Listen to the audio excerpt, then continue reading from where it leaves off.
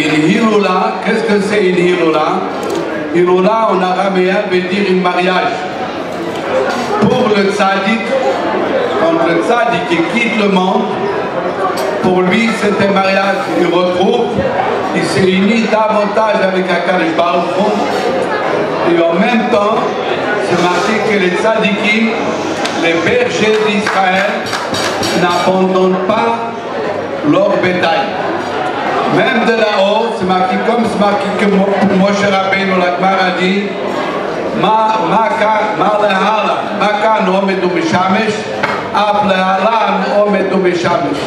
que Moshe Rabbeinu, quand il était ici, il était là pour prier pour nous et servir le peuple d'Israël. L'Akbar a dit que même de là-haut, il fait la même chose. Donc les tzadikim, ils continuent toujours. Ils sont vivants, ils continuent encore nous amener des brachot et encore plus qu'avant. Parce qu'avant, le tzaddik était limité dans un corps. Là, il a plus ce corps qui le limite. Donc, il peut agir encore plus. Je vais peut-être juste dire un petit mot du rabbi. Il y avait un chassid, Rabbi Nachem Ze'ev Grindglass. Il a rencontré une fois un jeune, que ce jeune, avant il a étudié dans des yeshivot, mais quand il est arrivé au Canada, il a petit à petit, il a tout laissé tomber. Et ce rabbin, il a rencontré et il a essayé de l'influencer, de commencer à reprendre la cache-route, le Shabbat, etc. Ce jeune, il lui répond, il dit, je ne comprends pas pourquoi pour le Lubavitch, vous déviez du chemin du Baal Shem Tov. Le Baal Shem Tov, c'est connu que lui, il parlait et il donnait beaucoup d'importance au cœur des Juifs. Alors il dit, je ne comprends pas. Moi, je suis un Juif très chaud dans le cœur. Pourquoi vous, les Lubavitch, vous commencez, vous venez avec des actions, téphilines, cache-route, ça suffit mon cœur juif. Il y a beaucoup qui posent la même question. Le Menachem Ze'ev Grindglass, il dit, je me suis rappelé tout de suite une chose que le rabbi m'avait dit auparavant. Qu'avant, je ne savais pas pourquoi le rabbi m'a dit cela. Et maintenant, j'ai compris. Le rabbi lui a donné un parabole d'une personne, que Dieu nous en préserve, qui a eu un accident très grave. Et cette personne se trouve à l'hôpital, il est en coma, aucun membre bouge, il est en coma, mais le cœur y battait. Quand on annonce à la famille que le cœur y bat, est-ce que la famille va se contenter avec cela? Bien sûr que non. Mais pour eux, c'était l'espoir. Une fois que le cœur y bat, ça veut dire qu'il est encore vivant. Et il y aura encore espoir que le cœur va réanimer et il va faire bouger tous les membres et il va retrouver sa vie. Le rabbi a dit la même chose avec un juif. Quand les juifs, ils ressentent dans le cœur, le Baal Shem Tov a dit c'est très important de ressentir, avoir le cœur. Mais est-ce qu'on peut se contenter qu'il n'y a que le cœur qui fonctionne? Tous les autres membres, non. Bien sûr que non. Mais grâce au cœur, on peut espérer que le cœur va bouger et va faire vivre tous les membres. Ça, c'était l'action du rabbi. Réveiller le cœur et en même temps, et des fois, le rabbi c'était le cœur du peuple, et réveiller tous les membres d'agir et faire les mitzvot. Je vais peut-être dire encore une tout petite, je ne vais pas vous garder longtemps. C'est une longue histoire, mais moi je vais raconter juste le résumé. C'est un Israélien.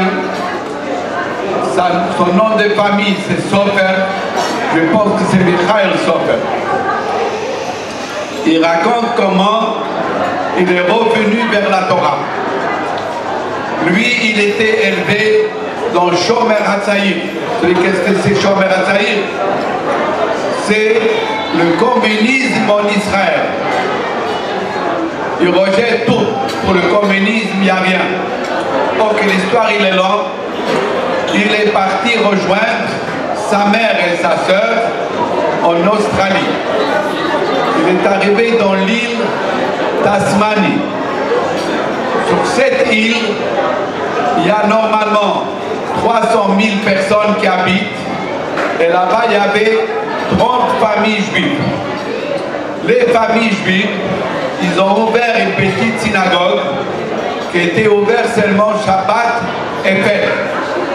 Ils se réunissaient dans cette synagogue. Ils avaient un rabbin, si on peut dire un rabbin, un chazan, qui savait à peine lire. Et lui, il était le rabbin et le chazan de la communauté. Mais ce rabbin, il devait partir. Et il dit, ce Michal Sofer, moi, même à Tasmanie, je n'ai pas fréquenté cette synagogue.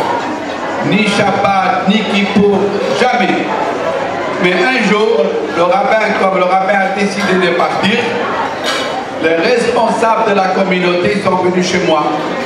Ils m'ont dit, on t'en supplie, deviens-toi notre rabbin. Je dis, comment moi rabbin? Je suis athée, je ne crois dans rien, je ne respecte rien. Ils ont dit, ça ne nous dérange pas. Même un rabbin athée, même un rabbin qui ne fait rien, ça nous convient. Je dis, mais comment? Ils ont dit très simple, tu sais lire l'hébreu? Il a dit oui, tu seras bien. Alors comme tu sais lire l'hébreu, nous on ne connaît même pas lire, alors tu es pour nous notre rabbin. Ils l'ont supplié, ils l'ont dit, écoute, on ne te laisse pas réfléchir, on veut que tu deviennes notre rabbin. Ils sont partis. Il a dit, bon, qu'est-ce que je vais faire? Il s'est dit quand même, je suis juif, je vais faire une action sociale, je vais les aider, je vais devenir rabbin. Comme je sais lire, rabbin. Sa femme était d'une famille religieuse. Elle lui a appris un peu les chants de la prière, pour qu'il ne soit pas seulement une lecture comme ça, qu'il s'assoit un peu chanté. Et sa femme a commencé un peu le motiver un petit peu.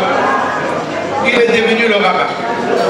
Au rabbin, il faut préparer du discours aussi, il faut un peu...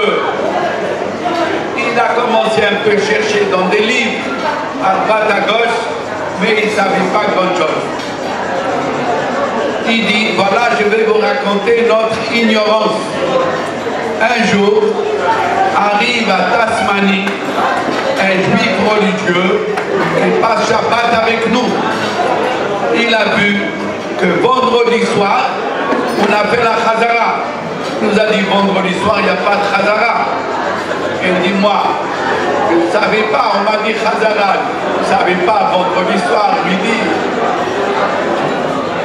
En résumé, il dit, comme je suis devenu rabbin, j'ai commencé à fouiller un peu dans les livres, ça m'a un peu réveillé vers le judaïsme. Aussi, les enfants grandissent, et là, en Australie, ils risquent de perdre même la notion des juifs. Il a commencé un peu. Sa femme lui a rappelé un peu Shabbat, les bougies des Shabbat, des Tilakadaïm. Il a commencé à faire un petit peu, mais il voulait plus. Où on va trouver plus? Arriver vers une communauté où il y a les juifs religieux, c'est quelques milliers de kilomètres. Un jour, il s'est mis à prier à Hachem. Il a dit à Hachem, j'ai lu dans la Torah, j'ai lu un peu. Il y avait Moshe Rabbeinu, il y avait Shmuel Hanavi, il y avait Yoshua, il y avait des dirigeants qui se faisaient du mauvais sang pour tout le monde. Certainement, dans notre génération, il y a aussi un comme ça, qui nous écoute et qui nous envoie quelqu'un qui puisse nous guider un peu plus dans le judaïsme. Il dit, j'ai fait une prière du cœur, je même pleuré. Quelques jours après, dans la rue, ou quelques semaines après, dans la rue, je rencontre un religieux. J'ai couru vers lui, je l'ai embrassé, et je lui ai dit, viens à la maison. Il est venu à la maison. On est resté des heures. Je lui ai posé des questions. Comment il faut faire ça? Comment il faut faire tel mitzvah, tel mitzvah. Et ce rabbin, il m'a aidé énormément. Il dit, je n'ai même pas posé la question. Comment il s'appelle, pourquoi il est venu. Il est parti. Un an plus tard, il est venu encore une fois. Là, il nous a parlé même de la pureté familiale. On a commencé à respecter. Je lui ai demandé son nom. Il nous a dit, je m'appelle Chaim Gutnik de Melbourne. Un peu plus tard, en résumé, il a quitté cette île et il est venu habiter pas loin de Melbourne. Quand il habitait pas loin de Melbourne, il a pris contact de Lubavitch et il est arrivé dans la maison de Chaim Gutnik. Il a parlé avec sa femme, sa fille, et en parlant, il leur a raconté que lui auparavant il habitait à Tasmanie. La fille de Rav Gutnik lui a dit Tasmanie, ça me rappelle quelque chose. Il y a quelques années en arrière, mon père a reçu une lettre du rabbi. Le rabbi lui dit, tu vas partir à Tasmanie, faire une visite à Tasmanie. Il n'y a pas dit où, quoi, rien. Et mon père nous a raconté qu'il est parti à Tasmanie, il s'est promené dans la rue, et un juif l'a appelé à la maison, il a parlé avec lui de la Torah. Il a compris que c'était ça que le rabbi a voulu. Et puis après il a dit, maintenant, j'ai compris. Je vois qu'il y a un maître dans la génération, et quand j'ai prié, il m'a écouté. Alors comment le rabbi il a écouté même quelqu'un qui habitait loin, qui a demandé, il a écouté. Alors même aujourd'hui, le rabbi encore il écoute, il est avec nous, mais pour cela il faut s'attacher au rabbi et faire ce que le rabbi nous demande. Que chacun de nous, le rabbi demande que chacun de nous aime le prochain et transmet notre héritage autour de lui. Merci et que Dieu nous aide à nous tous le plus vite. Je voudrais dire combien je suis vraiment ému d'être là ce soir, ma première fois de ma vie à Marseille. Et voir une salle pleine comme ça, ça me rappelle juste une petite anecdote au début de notre Shlichut. En fait, ces semaines-là, 10 ans de Shlichut à Deauville. Et quand je suis venu au début, la salle était encore vide.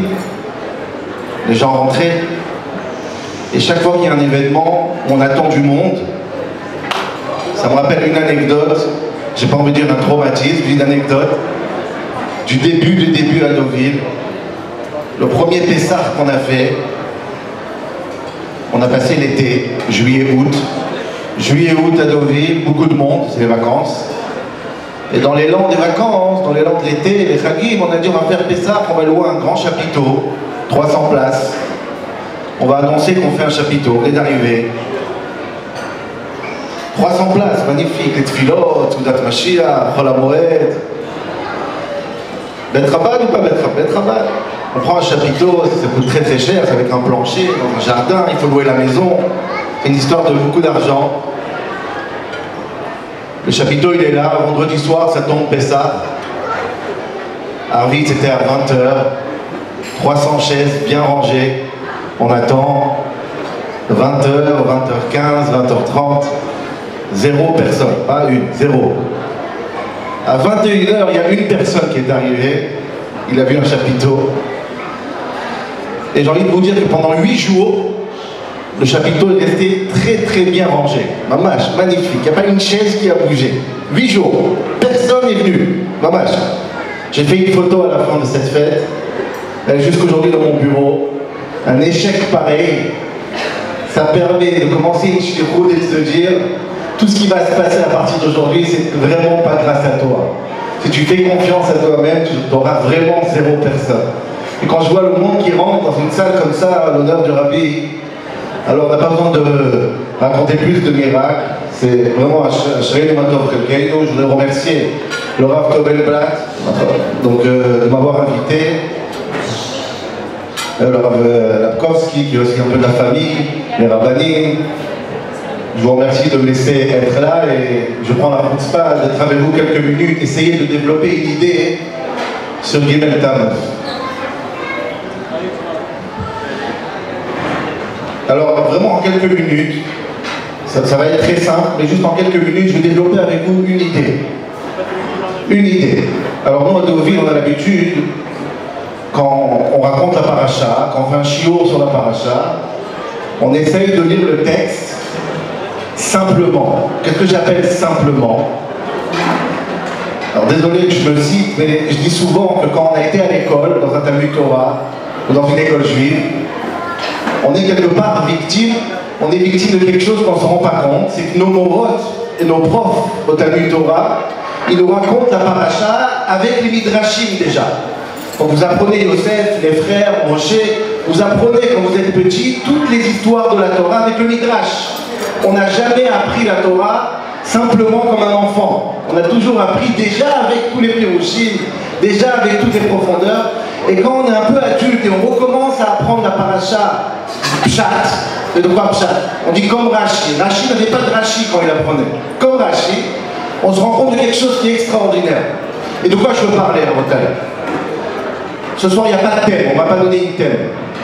Le Rabbi m'a dit, développe ce qui te sort du cœur. Alors il y a une question qui est posée 1000 fois, en tout cas à moi, au sujet du Rabbi. Et la question elle est simple. Pourquoi on a besoin d'un Rabbi? On a une Torah, on a une Gemara, on a des Rabbanim. Quel est le rôle, vraiment le plus simplement possible, quel est le rôle d'un Rabbi dans notre vie? 25 ans après sa ptira, quel est le rôle d'un Rabbi? Vraiment, simplement. Et pourquoi un Rabbi quand il y a plein de tzadikim? Donc, comment expliquer le fait qu'on insiste? Comment faire en sorte que le Rabbi soit présent dans notre vie? Alors je vais voir avec vous, quelques psukim, une histoire que tout le monde connaît, mais on se rend compte que quand on lit cette histoire dans la Torah, on a raté quelque chose. Quelle est l'histoire la plus simple que chaque enfant connaît? C'est quand Dieu a donné la Torah aux nations. Rappelez-vous de cette histoire. Dieu l'a tourné chez les nations. Qui est-ce qui veut la Torah? Toutes les nations ont dit non. Et le peuple juif a dit quoi? Naaseh. Non, il n'a pas dit ça, le peuple juif. Voilà l'erreur. Quand on lit les psukim, c'est intéressant, Parashat Yitro et Parashat Mishpatim, il y a marqué que Moshe Rabbeinu, il a dit au peuple juif, juste avant Matan Torah, voilà, on va vous donner la Torah. Ben, il s'appelle et Kol Hashara, tout ce que Dieu lui a dit, vous serez un peuple élu, Am Segula, tout ça. Et qu'est-ce qu'il a répondu le peuple juif? Vayomru, Kol Asher Diber Hashem, tout ce que Dieu a dit, Naaseh, point. Il n'y a pas d'Ishma, ça n'existe pas. Même une paracha après, paracha Mishpatim, même une chose. Il dit à Moshe, dis-leur, Kol Mishpatim, raconte-leur toute leur histoire. Moshe Rabbeinu, juste avant Matan Torah, il fait des corbanotes sur la montagne et il envoie les Néharim, le pasteur qui dit les jeunes enfants, c'est pour ça que dans les choules, les enfants les chantent Imlor. C'est les jeunes enfants. Et après, Moshe Rabbeinu leur dit, juste avant Matan Torah, Kol Mishpatim, Amar Hashem, tous les Mishpatim, Vayomru Kol Ha'am, Naaseh, point. Le Nishma n'existe pas.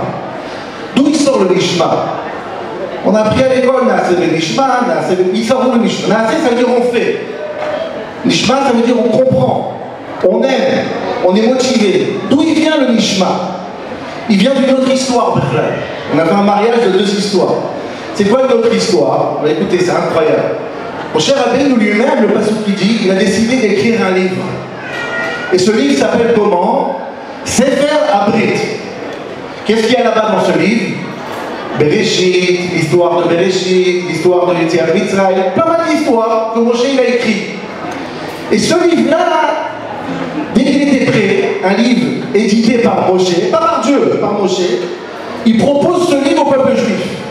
Et à ce moment-là, tout le peuple juif dit quoi? Naaseh v'nishma. Ça voudrait dire quoi? Que tout ce qu'on a appris depuis tout le temps, qu'on a dit Naaseh v'nishma, c'est pas sur la Torah, c'est sur le livre de Moshe qui s'appelle Sefer HaBrit. On n'a jamais dit Naaseh v'nishma sur les 10 commandements. C'est juste un livre, best-seller, je ne sais pas, il existe où ce livre, que Moshe a écrit, un livre de poche. Et dès qu'on a vu ce livre, tout le monde a dit ah, ça y est, Naaseh v'nishma. Et la question est, Dieu t'a proposé les 10 commandements. Dieu t'a proposé tout. Tu dis pas Naaseh v'nishma. Moshe Rabbeinu il écrit un livre, puisqu'il y a là-bas, il dit quelques mitzvot, paradoma, l'histoire, quelques histoires. Et là on dit Naaseh v'nishma. C'est pas cohérent avec ce qu'on a appris à l'école. D'accord?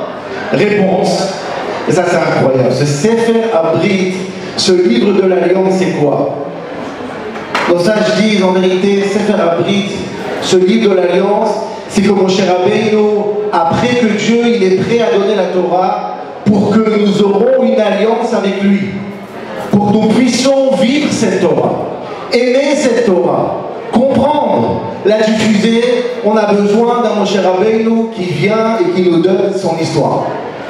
Ça passe par Moshe Rabbeinu qui vient, il te dit peut-être presque les mêmes mots que Dieu, mais avec ses mots à lui, un Moshe Rabbeinu qui vient, il te parle à toi, à ce moment-là, Naaseh v'nishma. Et cette notion-là, c'est ce qui font depuis le Baal Shem Tov l'idée que chaque génération, on a besoin d'un Moshe qui nous parle à nous.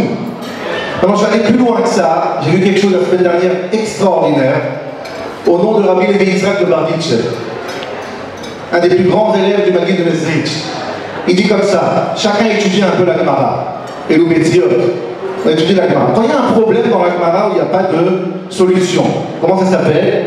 Teiku, le fameux. Ça veut dire quoi Teiku?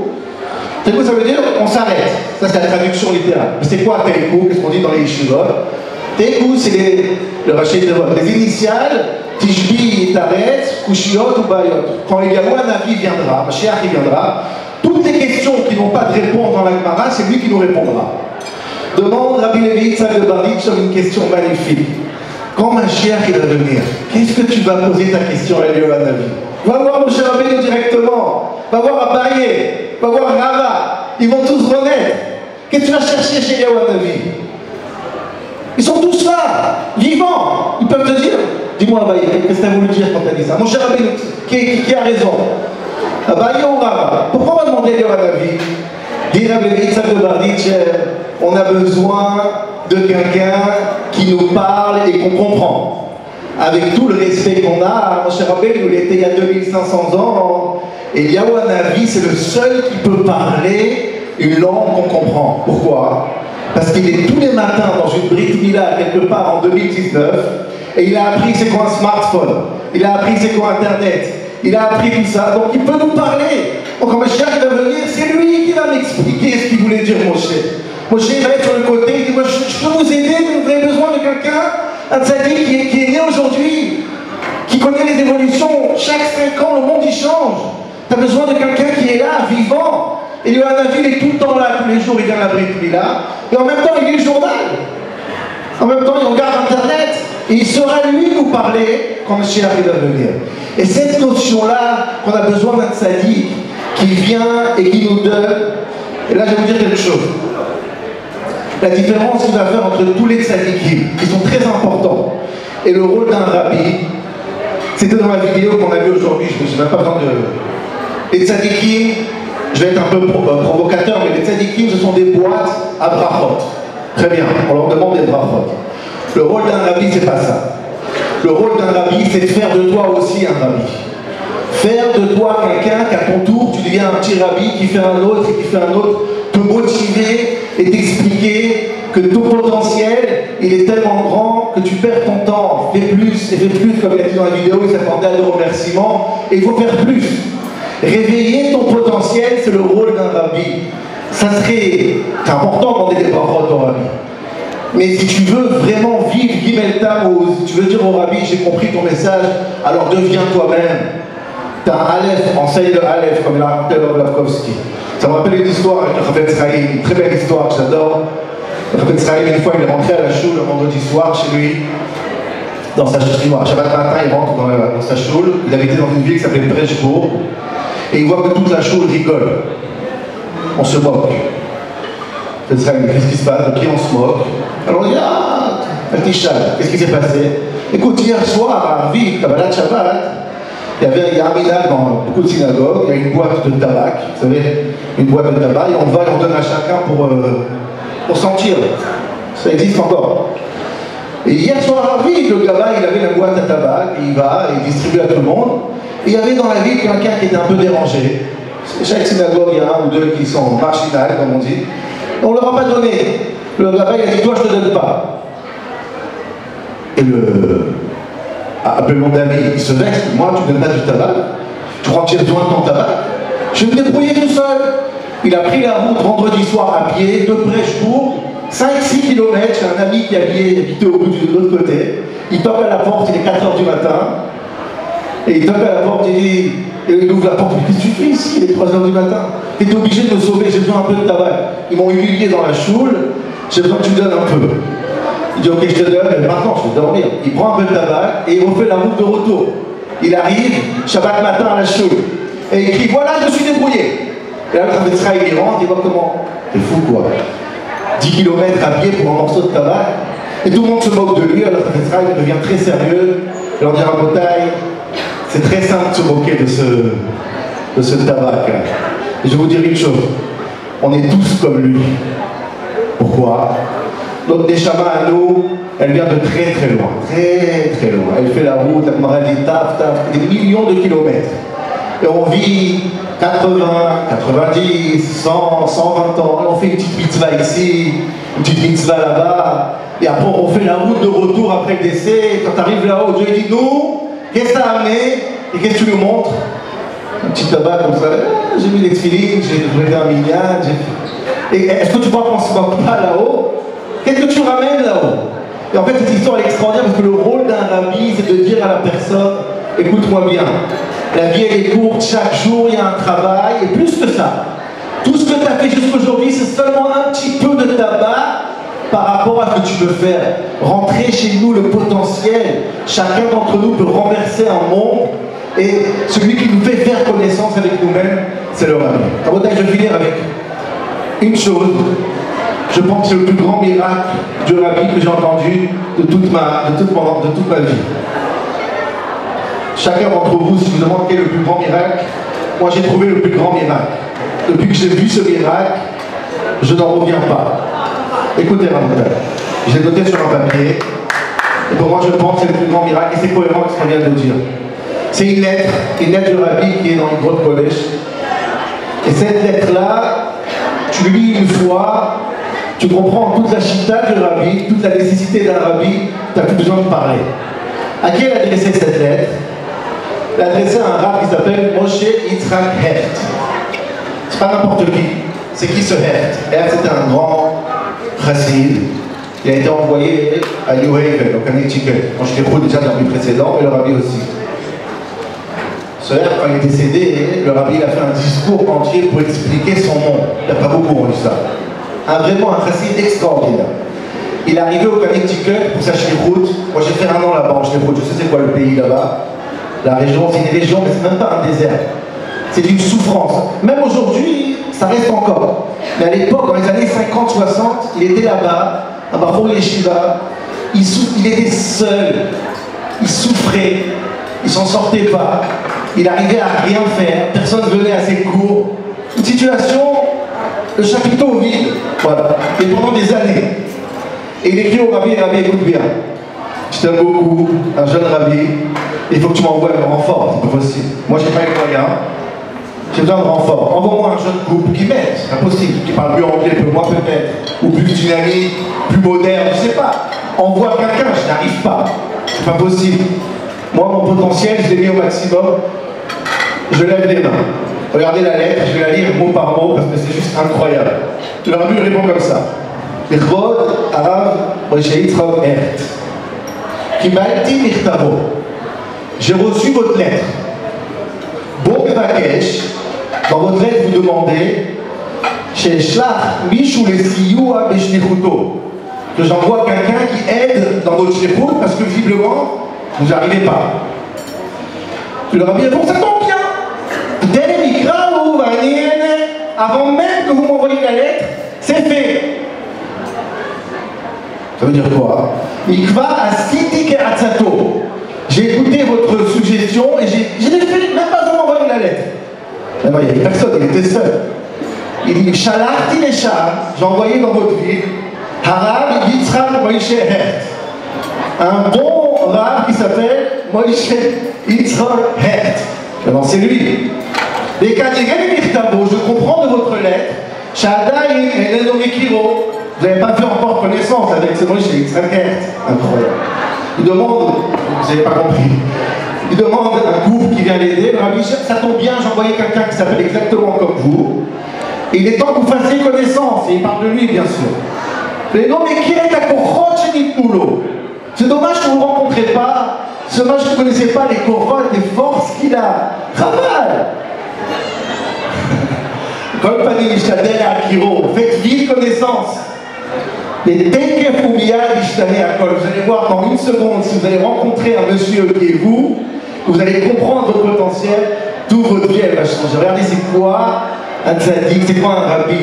Un rabbi, c'est quelqu'un qui t'explique comment toi-même tu peux faire connaissance avec une personne que lui-même peut renverser des mondes entiers, on l'a vu dans la vidéo. Et ça, c'est le seul rôle d'un rabbi. Le seul rôle, c'est de venir nous dire à chacun d'entre vous, vous êtes tous le chaliar de quelqu'un d'autre. Vous avez tous de l'influence sur ceux qui sont autour de vous. Et seulement un rabbi qui vit dans une génération, il a les mots pour nous le dire. C'est très bien, Matan Torah. C'est très bien que Dieu ait un message extraordinaire. Et quand Dieu donne la Torah, qu'est-ce qu'il y a marqué? Par Ranishmata, on meurt tous. Le message est trop grand. J'ai besoin d'Eliyahu Hanavi. J'ai besoin du Baal Shem Tov. J'ai besoin d'un tzaddik qui vit dans cette génération.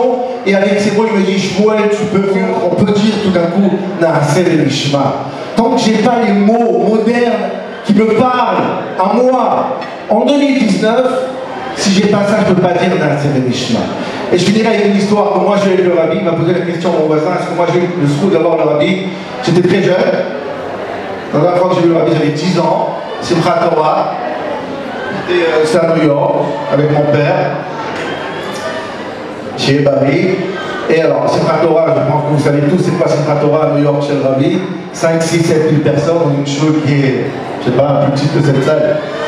Ouais, incroyable.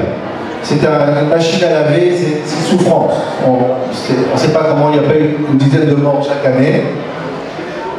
Et donc, je suis revenu avec mon père, et comment ça se passait? Bref, le rabbi prenait Sefer Torah de sa place, dans le collège, pour aller au milieu de la salle pour faire la cafote. Et il y avait un passage. Le passage était bloqué avec des tables, pour que le rabbi puisse passer au milieu. Mon père a réussi à arriver jusqu'à la table, et moi j'étais sur ses épaules. Un enfant de 9-10 ans, c'est pas très petit. Et je me rappelle j'ai vu toute l'arc-en-ciel, il était rouge, bleu, vert, imaginez-vous, des milliers de personnes qui vous poussent à une table. On ne peut pas décrire, c'est incroyable. Mais moi j'avais le trou d'être sur ses épaules, donc si le rabbi passait avec Sefer Torah, je pouvais voir, je pouvais embrasser Sefer Torah. On ne se rend pas compte comment nos parents ils souffrent pour que nous on puisse avoir ce qu'il faut. Quitte le rabbi passe. Moi j'étais avec le sidour dans les mains. Alors il passe, le passage il est un peu large, donc il passe loin, l'autre côté. Donc je ne peux pas avec ma main embrasser Sefer Torah, c'est trop loin. Je prends mon sidour, je le plie comme ça. Mon père bien sûr. Je me plie pour essayer de toucher Sefer Torah. Et le rabbi il enlève le Sefer Torah comme ça. C'est pas rien ça. Comme s'il m'évite. Pourquoi il m'évite? Jusqu'aujourd'hui, je n'ai pas la réponse. Ou on n'embrasse pas un Sefer Torah avec un sidour. Bon, ce serait pour une autre fois. Mais après, quelques secondes après, le rabbi s'approche vers moi. Il me donne le Sefer Torah et je l'embrasse. Zéro. C'est la dernière fois que j'ai vu le rabbi. Et pourquoi je dis ça? C'est quand je dis quelqu'un qui vient et il te regarde et il te donne un message à toi, comme Eliyahu Hanavi, comme Moshe Rabbeinu, comme tout Talmidei Baal Shem Tov et comme le Rabbi dans ces générations, il te parle à toi. Si tu sors de cette fête et tu as simplement signé la lettre dehors, tu demandes des brachot, non.